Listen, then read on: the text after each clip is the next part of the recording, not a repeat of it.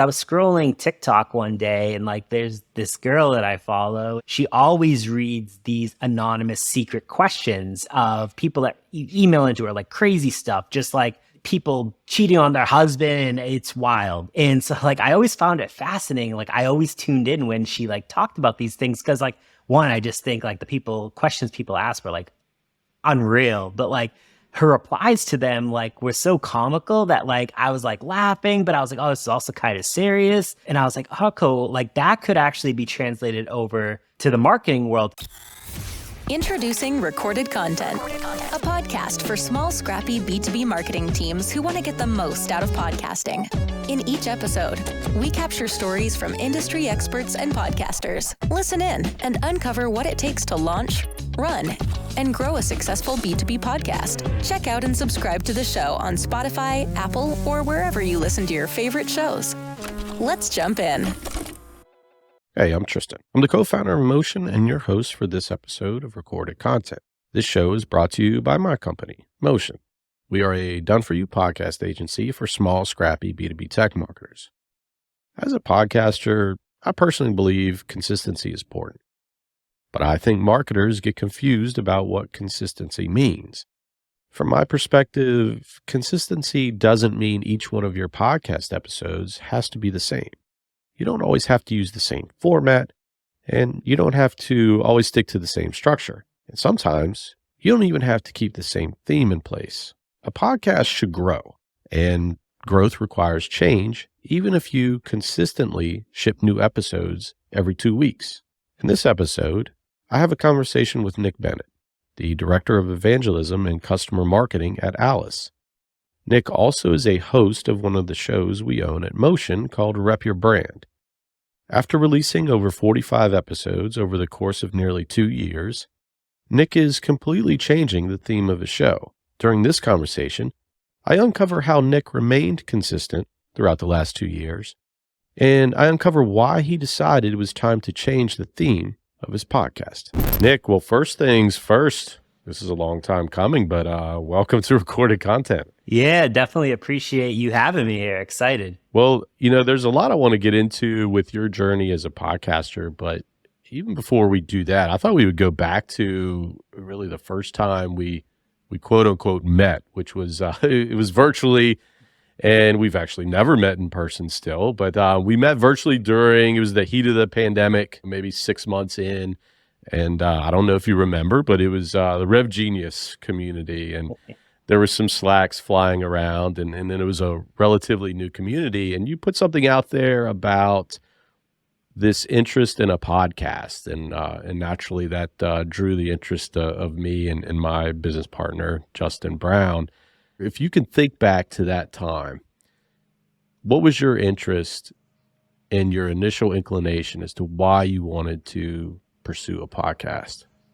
For me, I just thought it was always interesting. Like, to be honest, I don't listen to a ton of podcasts, but I felt like there was so much that I could do to diversify the content that I created on LinkedIn and to get more information out there for people.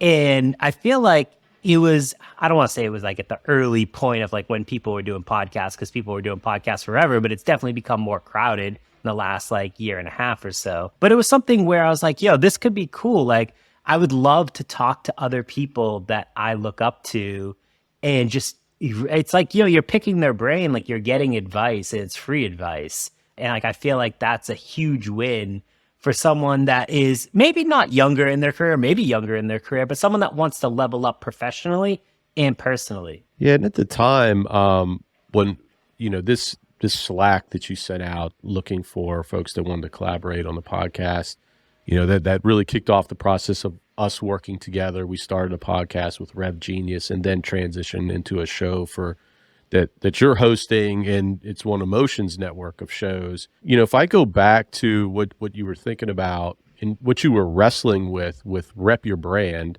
which is the show that we started with, I remember those earlier conversations where at the time on LinkedIn, you were very prominent with field marketing, and that was really the core of the messaging that you put out on LinkedIn. And I know when you were looking to start a podcast, you were unsure as to, do I kind of double down on field marketing and go in that direction? Or do I just like shift into something completely different and really focus on personal branding? How did you really feel about developing that theme initially? Like what were some of the things that you were going through there? Yeah, it was interesting for me because it was something that I guess it was still newer at the time for me. Field marketing was what I knew. It was like, what I did for the last, at the time, like 7, 8 years or so. And it was something that I could talk about to anyone. And I feel like that was always the thing. You pick something that you could talk about to someone else for a period of time. And like, it's not like you're just pulling it out of the sky. Like it's something you can have an intellectual conversation with someone about it. And I was like, oh, okay, that could be cool. But then like on the personal branding side, it was something where I understood the benefits of it. I was still early on in my journey on specifically LinkedIn and creating content, but I understood the power of it. I understood how it can open doors that you never thought were possible, especially as a marketer. I feel like a lot of salespeople at the time were talking about it, but from a marketing standpoint, not many people were talking about it. And I thought, well, hey, if we can do this show on personal branding and help other marketers understand the potential, it becomes such an amplifier to everything else that we're doing out there. And that was kind of the pivot there. And I actually made a post about this, but people started to then think about me as a personal branding person versus a field marketer. And we could definitely get into that piece of it too. But it was like, I don't want to say like a career change or like mindset change, but it was different for me because I was never known as that. So you elected to go in this direction with personal branding. I mean, how did it feel to not really drop field marketing, but, kind of put this level of expertise almost in the background and pursue something new in personal branding? I mean, how did that switch feel at the time? Yeah, it definitely felt like I was out of my comfort zone a little bit. And they always say, hey, if you're not feeling uncomfortable, you're not stepping outside your comfort zone. You're not, going out there for growth. And it was at a point where I wanted to grow both personally and professionally. So I was willing to take on new challenges that I haven't before.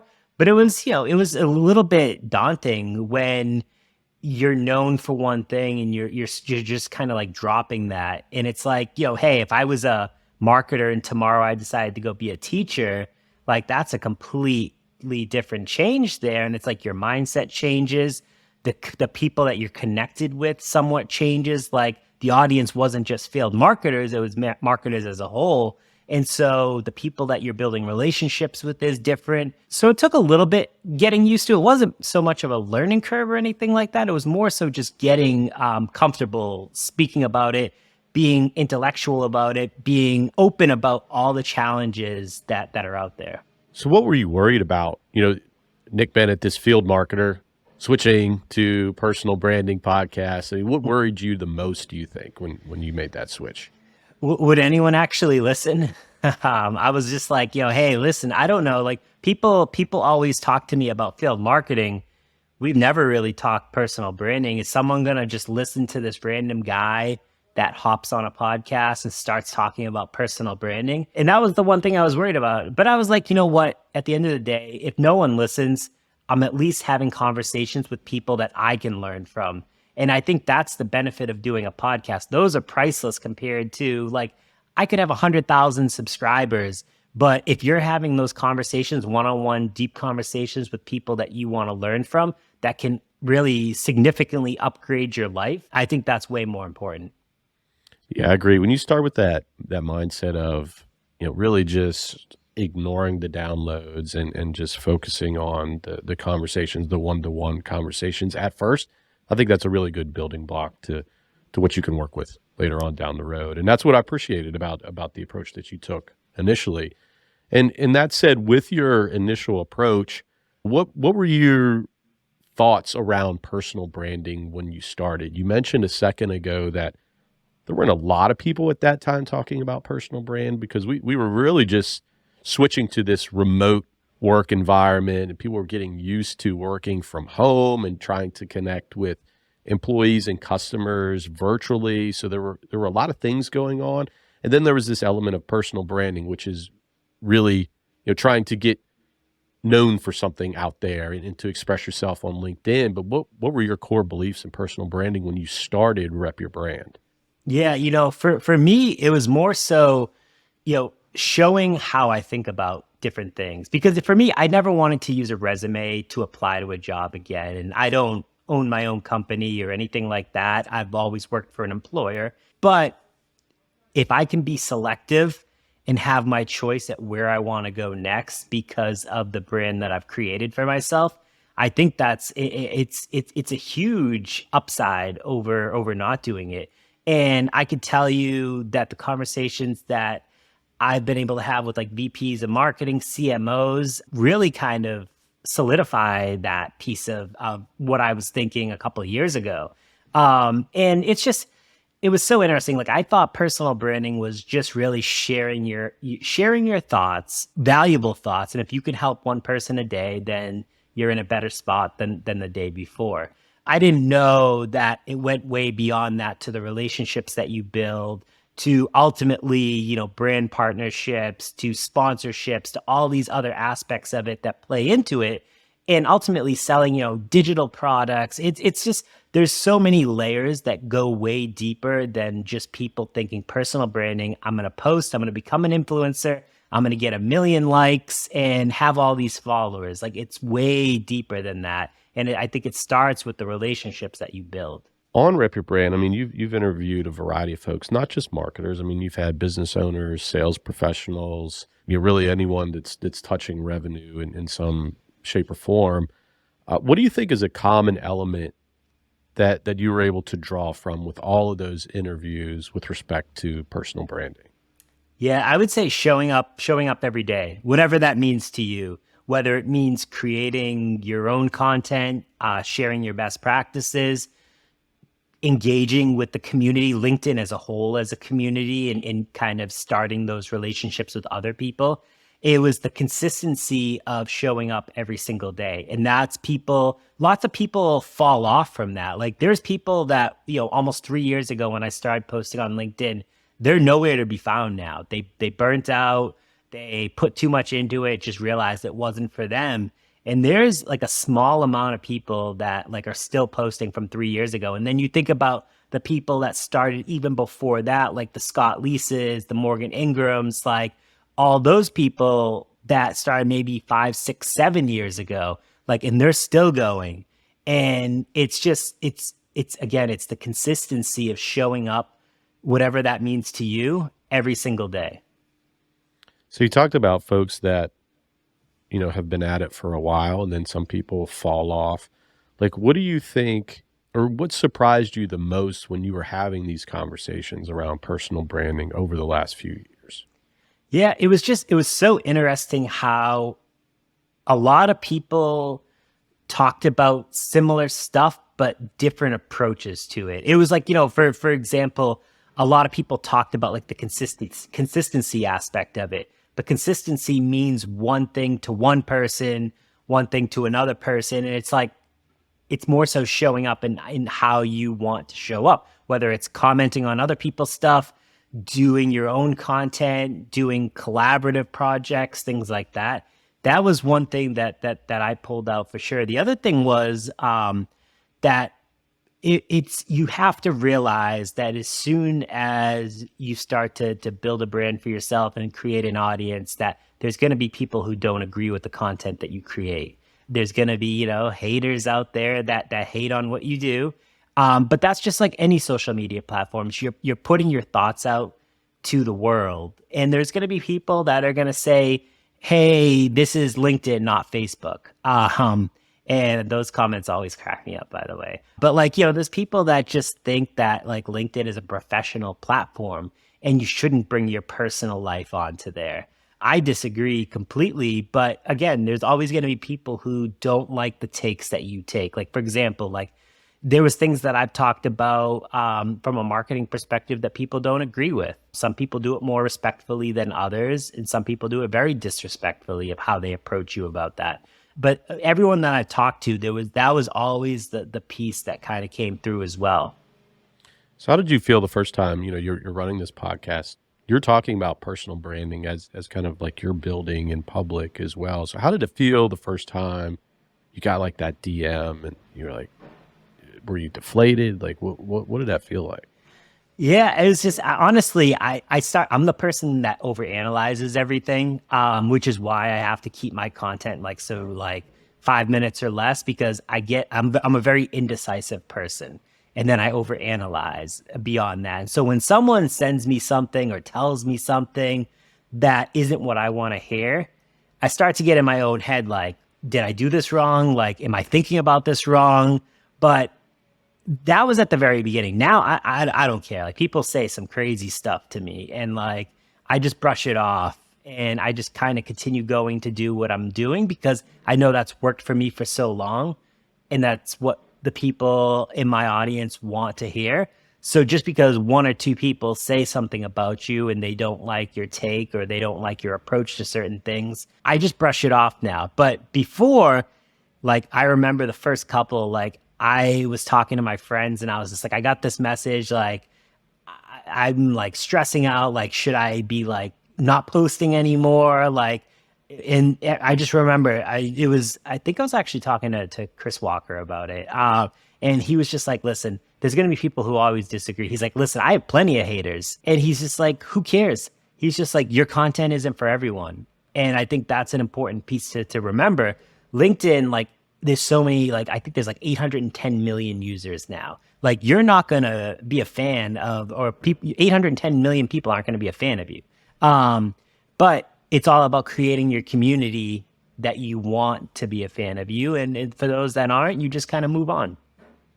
So when did you, I guess, get that tough skin? You know, how many DMs did you have to receive to where you're like, okay, I can brush it off now? When did that happen for you?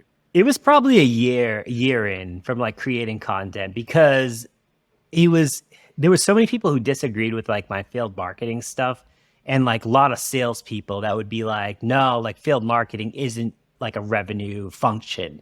You're an event planner. And like, I remember like, and at the time, like I never really replied to these people because like, I don't like confrontation either. And so like, I was just like, all right, cool. You don't agree with it. Just hit archive, move on. But now, like, I'll reply to anyone. Like, you wanna call me out on something? Like, let's have a conversation about it. Like, I'm fine with doing it respectfully, but it took me a year before I was like, you know what? Like, who cares what people think? Like, I don't care. Like, there's just in life, like, there's people I know that don't like me today, and that's cool. There's people I don't like either, but we're cordial when we're around each other and you were respectful. And I think that's all that matters. Yeah. And how do you feel about the term personal branding? I mean, I know that's something that we've talked about on Slack, you know, and some folks will just shit on the term altogether out there. And then some people are like, it is something that exists and we can't ignore the fact that this is a part of social media now, and it's part of your professional career where you do have to be, or you do have to share your perspective out there, like to avoid the situation where, you're posting a resume and trying to get a job for folks that are looking to grow that way. You know, it's almost like if you can share your perspectives and your thoughts, that almost gets you, steps ahead versus the competition that's out there. But I mean, how do you feel about the term personal branding, at least now versus maybe when you started Rep Your Brand? Yeah, it's interesting because I still 100% believe that someone should create a personal brand for themselves. 100%. Like you could never convince me not to. However, I feel like now, 3 years into this pandemic almost, that it's something that everyone is talking about. Like you can't scroll LinkedIn more than 10 posts at a time without someone talking about personal branding. And it's great that it's such a buzzword and that people are talking about it. And I've actually tried to be more selective of using the word. And so sometimes I'll actually call it audience building instead. And the reason I did that, it was funny, was when I interviewed Amanda Natividad for my podcast, we were talking about personal branding and she actually doesn't like the word either. And she would always refer to it as like building an audience. And I was just like, I like that. That makes a lot of sense. It's not like everyone's talking about it. It's like, cool, yeah, like building an audience. I get it 100%. And I think the issue was over time, people just associated me as the personal branding person out of, one of many, because at that point, you're not just a marketer, like you're going up against salespeople, engineers, finance, whoever wants to talk about personal branding. It's a universal topic. It's not like marketers can only talk about it. And so I feel like it became such a crowded space that everyone was doing their thing. And for me, I was just like, I don't want to be known as that anymore. Like I was losing the fact that I was being known as a marketer. And ultimately, that's what my career is going to be. I'm going to be a marketer for who knows how long. But I will never be that person that goes and creates a personal branding course or sells a, personal branding, whatever. I don't know. It's just, it's something where I find it fascinating, but I want to be a marketer first and talk about audience building second. So yeah, that said, so you've been running this podcast, Rep Your Brand, to highlight personal branding experiences of other people. But yet, like you say, you're not willing to go that far to where you're going to say, all right, I'm really going to hitch my wagon to this personal branding thing. Like, when did you realize, all right, personal branding is definitely something that is important to me, but it's not that important. I have some other interests. Like, when did you come to that conclusion, do you think? It was probably about 8 months ago now, where, I moved into more of that evangelism, customer marketing type role. And for me, I was like, okay, great. Evangelism, like helping be the face of a brand by creating content, again, that at the time, like it's marketing related content. So if I want to set myself up to be or help be the face for non-executives to focus on why evangelism is important in B2B companies, I need to start talking about marketing content more. And from a customer marketing perspective, again, it's something I've never done before. It's brand new, but I've just been trying to share my learnings on different programs and projects that I've been running. And people have DM'd me saying how much they actually love the marketing content that I create versus more so that broad type of content. And again, you're not going to reach, that's why it's like, don't play the vanity game, because if you're talking about customer marketing and evangelism and influencer marketing and things like that, you're not going to get those, 500, 1,000 plus likes and like millions of comments. Like, so to be honest, like I don't even look at my impressions or any of that stuff anymore. I haven't looked at that stuff in like a few months. And I was just like, you know what, who cares? Like, if I'm making a difference and I'm talking about what I want to talk about, that's all that matters. I'm thinking in order for you to get to that point where, you're realizing yourself that, okay, I've been talking about or exploring personal branding quite a bit. I think it's a time for something else. I think in order to get to that point, you have to consistently produce content and record podcast episodes and have conversations.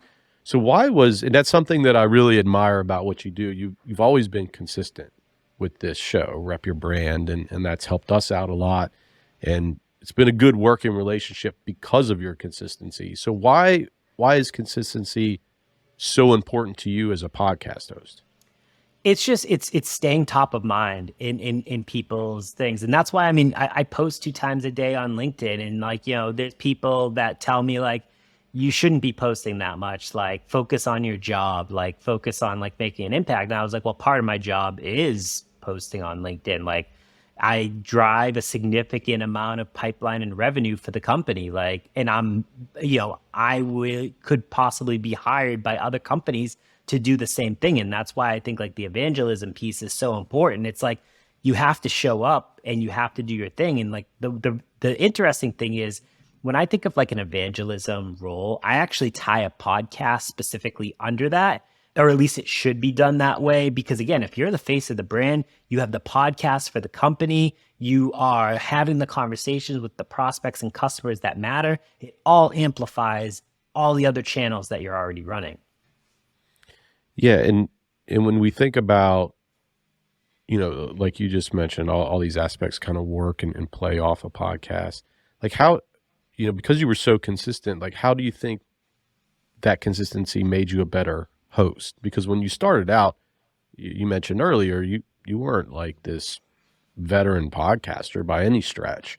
So you had to get some reps in. So why do you think consistency played a role in your improvement as a host?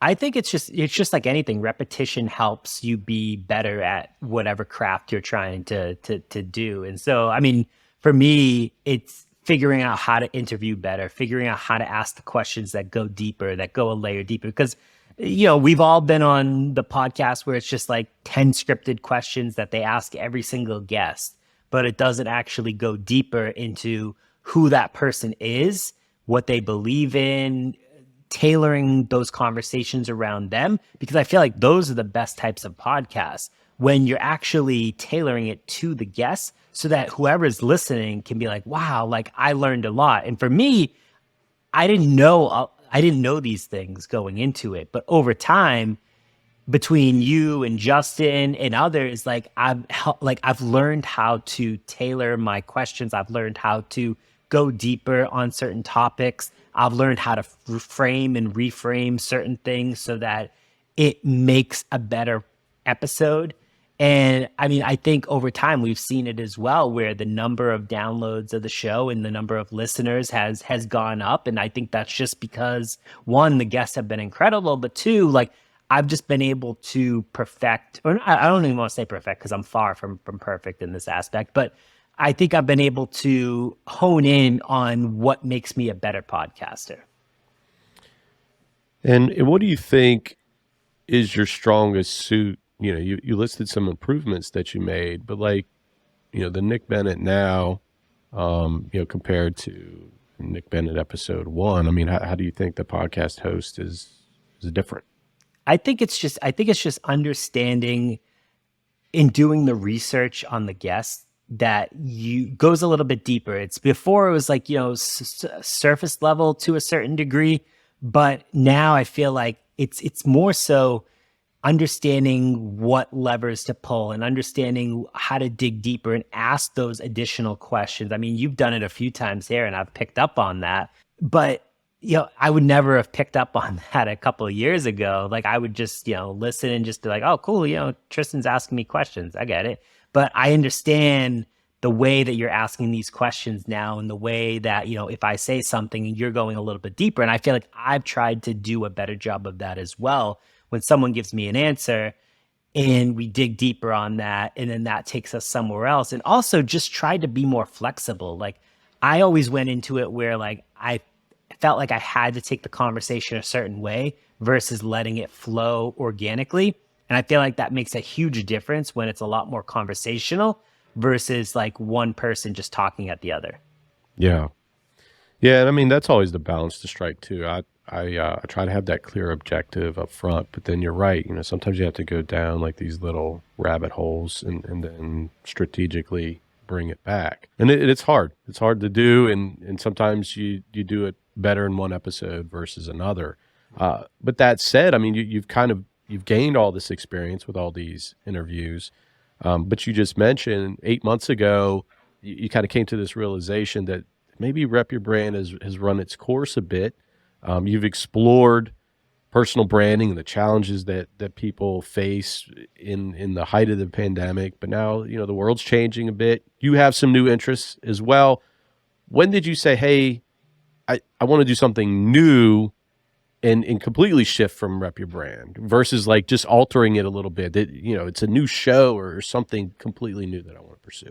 Yeah, I think it was only like a short time ago, honestly. And I think it was just the fact that,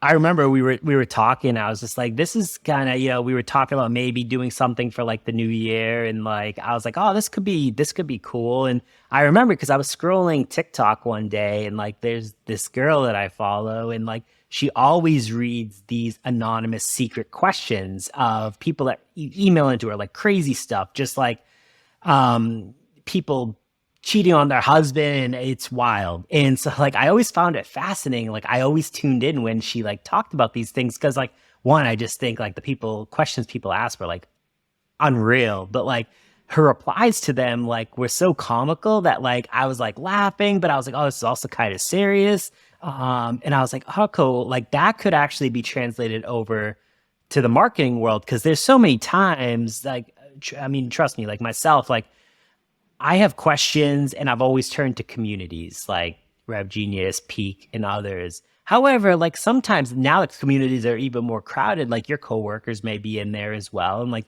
you don't still always feel comfortable asking those questions in a way where people know who you are. But what if you could ask those questions in an anonymous way and get people to give you feedback and start a conversation? And then you create that and you post that video and clip on LinkedIn, and you start to go deeper on that conversation. And then who knows, posts start to spin off from that, and you start to create a content engine that kind of fuels everything else.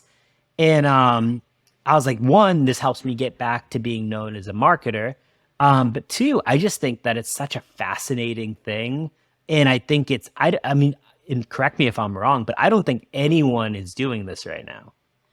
Yeah, and I know when we started to talk through the concept of like this anonymous nature to the show, you know, I was exploring things, and one of my favorite podcasts is Anonymous Acquisitions, actually. So, you know, I've exited my agency before.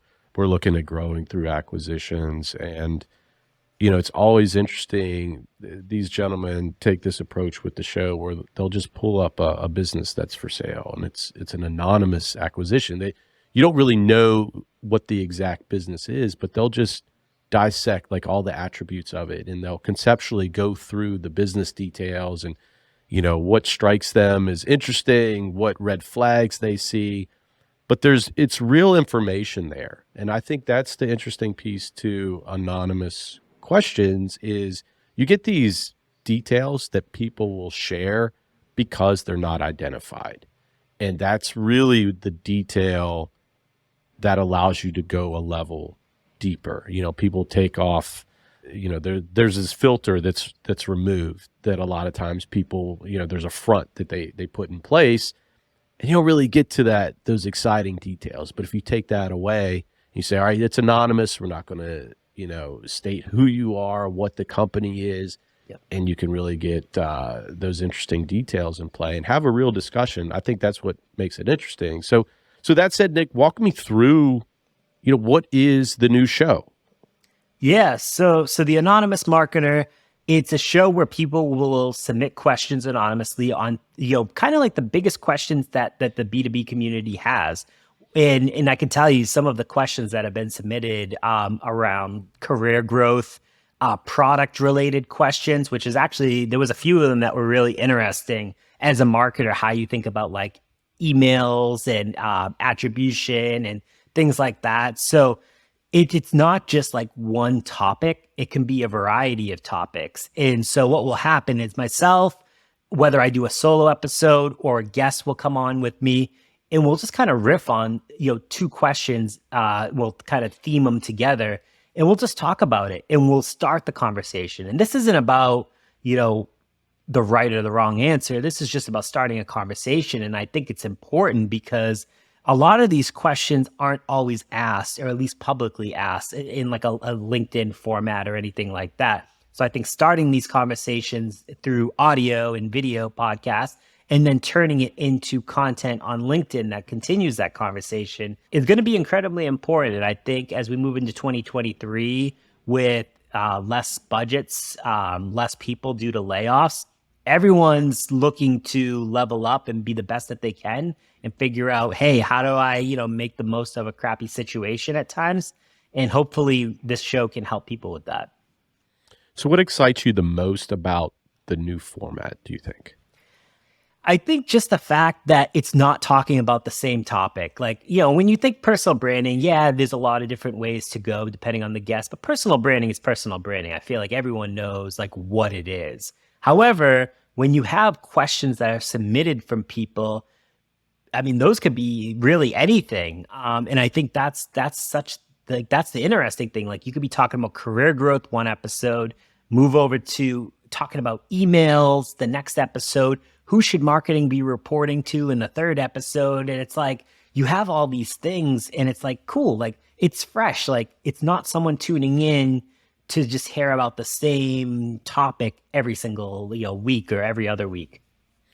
Yeah. And the interesting thing for me too is, a lot of these questions, at least from what we've seen so far, they have like this extra context there. So it might be someone that's earlier stage in their career, or maybe they're even in a much later stage in their career. And I think hearing your responses to it and a guest that you bring on, you get these different perspectives. And it's back to your point where it's not about a right or wrong answer.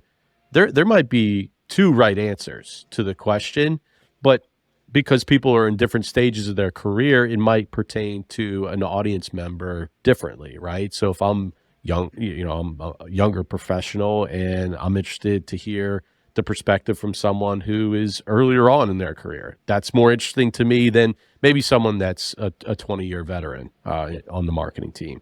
So I think that's what's going to be very interesting, is how we piece all that together and how those conversations carry through on LinkedIn and other communities, because I think we'll hopefully generate this flywheel to get details and to really have detailed conversations around some of the burning questions that people have. So at least that's a little bit about what excites me anyway. I think from your perspective, if someone tunes into episode 1 of The Anonymous Marketer, I mean, what are you hoping right away that they get from the new show? I just hope that they can learn something, something that benefits them. And I guess, I don't know if I can even say this, but sneak peek, episode 1's going to be more so about career growth. And if this can help a marketer figure out from a career growth perspective, hey, like I'm in a similar situation, or how do I avoid that situation? Like, hopefully that will at least help them start to think about this so that no one is stuck in a spot where they don't want to be. And sometimes it's tough. Again, in the market that we're in right now, people are taking roles just because they have to, and it may not be the best role for them. And it might not be the best role for their career from a growth perspective. And so I'm hopeful that people will learn right away and want to tune in to see, hey, like, yeah, I feel like you're literally talking about me. And then they can learn from that. They can start the conversation. And then hopefully there will be others besides myself and the guest that can kind of, chime in on that and start like add their thoughts of it. Because again, like, I mentioned, this isn't about what I would say or even what the guest would say, like right or wrong. It's about starting that conversation. If we can get all of a sudden 20, 30, 40 people chiming in and like adding their thoughts into it, now you've kind of created, like I guess you could call it a thread, like a thread of like all these people that are helping other people to potentially not fall into the pitfalls of, career growth and things like that. So that's what I'm hopeful for. We'll definitely see what people think though. And what do you think, last question for you, what's the big difference between Nick Bennett, who's going to hit record on episode 1 of The Anonymous Marketer, versus the Nick Bennett podcast host that hit record on episode 1 of Rep Your Brand? Oh, it's a good question. I feel like I'm a lot more free like now. Like I'm here to hang out and talk marketing. Like I feel like I don't have to be scripted about it. I don't have to feel like I have to talk about a certain things. I'm just going to let it free flow. If I want to talk about, like, give my opinion on something, that's what I'm going to do. And I think another thing is, I feel like with, Rep Your Brand, it was all about the guest. It was focused on them. I didn't talk really at all. I asked the questions, but it wasn't really my thoughts. This show, it's going to be my thoughts. And I think it's going to, one, create a ton of micro content that's going to be incredible that will help, again, further those conversations. But I get to actually talk about things that I'm passionate about and that I'm excited about. And hopefully this just goes to show all potential employers that want to hire me down the road, again, ways that I think. It's like, great, you have your text only stuff that's on LinkedIn. of how your brain works, how you solve problems, how you do programs. Now you have the audio and video version of how I approach these things. So you can see like, hey, am I excited about this? Is this like a hot take or something like that? So I think that will be a couple of the big differences. All right. Well, Nick, I'm looking forward to it. We got episode 1 coming right around the corner here, and it'll be exciting. It's a relatively new format for us too, and we're excited to be on the journey with you. So, Nick, I know a lot of people in the community already know you and where to go to find you, but I mean, where would you like to point them, for the anonymous marketer and what's next for you? Yeah, definitely. Follow along on LinkedIn. I did create the Anonymous Marketer LinkedIn page as well. So definitely follow there because I'm going to be posting on there as well as my personal LinkedIn page. Try to, amplify all that content out. And if you want to subscribe to it, so you can you'll be able to go find the Anonymous Marketer. If you want to get in early, go follow Rep Your Brand, and it will roll over to the new show as well. Yeah, that's the big thing. We're going to keep everything on the same RSS feed, just change everything up there so people will be able to quickly see the transition there. So, all right. Well, Nick, this was a lot of fun. It was good to bring some of these conversations, live in a podcast format, and excited about the Anonymous Marketer and getting episode 1 out here before the end of the year. Yeah, definitely appreciate you having me. It's been a pleasure working with you both over the last couple of years, and I can't wait to see what the future holds. All right. Sounds good. Thanks, Nick. Thank you. Thanks for listening to Recorded Content, a show brought to you by Motion, a done-for-you podcasting agency for B2B tech marketers. We do the podcast stuff so you can focus on strategy, building brand awareness, and developing new relationships. To learn more about how you can launch and grow a podcast for your company, check out motionagency.io. Thanks for listening to Recorded Content.